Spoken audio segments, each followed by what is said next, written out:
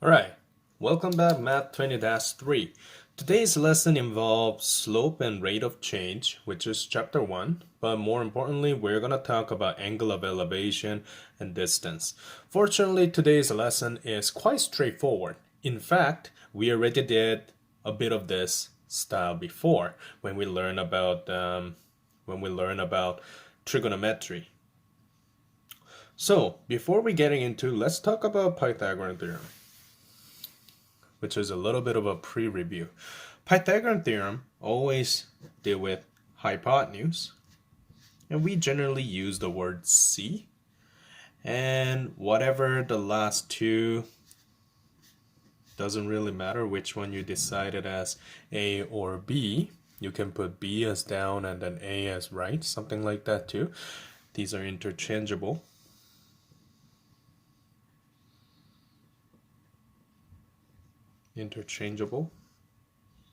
We are using those three sides.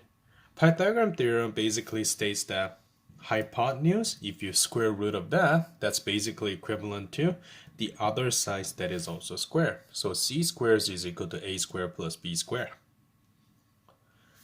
Which means if we try to find c, I just need to square root on the addition of those squared number. That's basically what it is. In the world of slope, tangent play a huge role. So let's say we're putting angle A over this area. An angle can be over here or on the left side over here, it doesn't really matter. Whenever people talk about tangent, which as a little reminder, so ka toa, we're talking about toa part over here.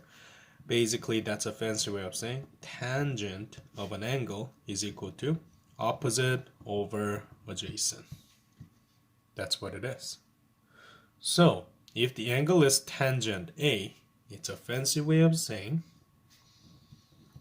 in this case, A over B, which again, opposite over adjacent. Why this play a huge role in the world of slope is because slope is equal to rise over run.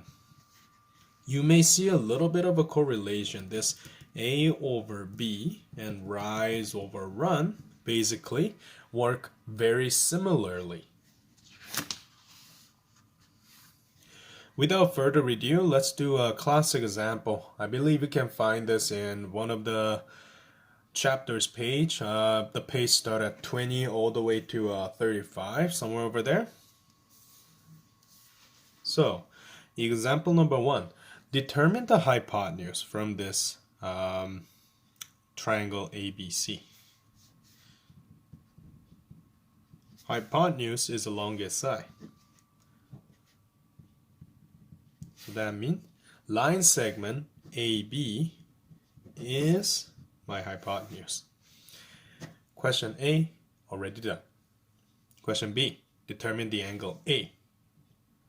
So it's a fancy way of saying angle located at the point A. So, in order to find this tangent, we need to understand that opposite length is given and adjacent length is also given. So, a little bit of recalling skill at this part. If I want to find the angle A, so toa, we need to use toa, except I need to put second button in my calculator and then put tangent button. Then you will see this tangent to the power of -1 with the bracket open. It's a function that you need to know to find out the angle. So it's a going reverse situation. Tangent, generally we use it with an angle that is given by the question to find out the ratio of opposite over adjacent. This time, it's other way around. 2.5 over 3.9. That provides me a theta. So, let's punch those numbers in.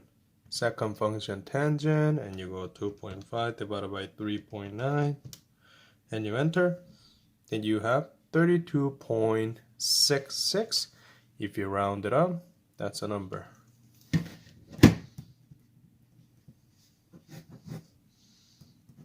That, I like to say, it is angle of elevation. The reason being is because the angle, if you look at how this is created, from the horizontal level, it rises up to have that angle. That's why. Angle of depression is from whatever horizontal line or vertical line, it goes down.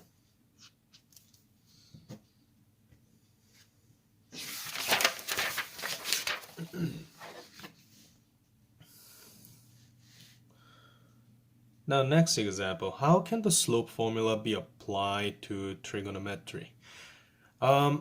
So interesting question in here. Slope, which I'm going to use the word m, and as you may know, it's rise over run. Traditionally we taught in high school or even junior high, but rise is technically delta y and run is delta x. So if I look at this certain situation where I have an angle of elevation, which is from this point A, this point B, and imagine slope is going uptrend situation like this. In order to get to that, you need to understand that I have a little bit of run going on and I have a little bit of rise going on, which I'm going to put delta x and delta y. So if I look at this as right angle triangle, delta y is my opposite, delta x is my adjacent, which means in this right angle triangle situation, my rise over run is in fact is equivalent to opposite over adjacent, which is equivalent as tangent ratio. So I can say tangent ratio equals to slope. That is a conclusion that we can have mathematically proven. And now let's do our one of the last example for today. Class example number 2. Determine the slope of hypotenuse as a fraction and use it to find the angle of elevation. So we have two things going on. One is asking us to find out hypotenuse, and then another one is find out the angle of elevation. So first thing first, identify everything that is given in the diagram, a little bit more specific. 6.5 is opposite, 4.2 is adjacent. However, if I look at it graphically, you may notice that I am putting a little bit of error. There is a rise going on, which is delta y, run going on, which is delta x. So let's do first thing first. Slope is delta y over delta x. I have rise going on, 6.8 centimeter. Run going on, which is 4.2 centimeter. We're trying to find it as a fraction. So we need to do mental math here a little bit. A lot of people confuse when they go 6.8 and 4.2. Mr. Kim, there's a decimal and decimal going on. How can we make it into a fraction? We can get rid of the decimal. Multiply by 10 for both. Because here's what happens. 6.8, if I multiply by 10, 0 will move to the other side. So slope will be 68 over 42. Centimeter will be gone because it's the same unit.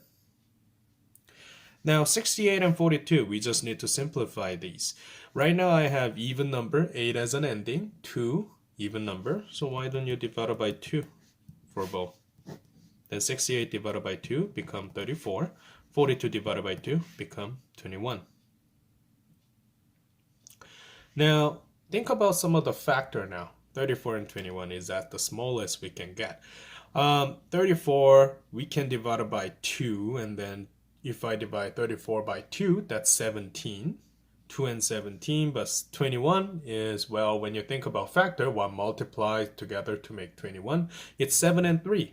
So they have nothing in common, which means this is my slope of this hypotenuse as a fraction. That's basically what it is. So first part done. Second part, angle of elevation. Now we're talking about the angle. Whenever you try to find the angle, then second function of, in this case, tangent, because of opposite over adjacent, 6.8 over 4.2. When it comes to this reverse trigonometry, you need a calculator's help.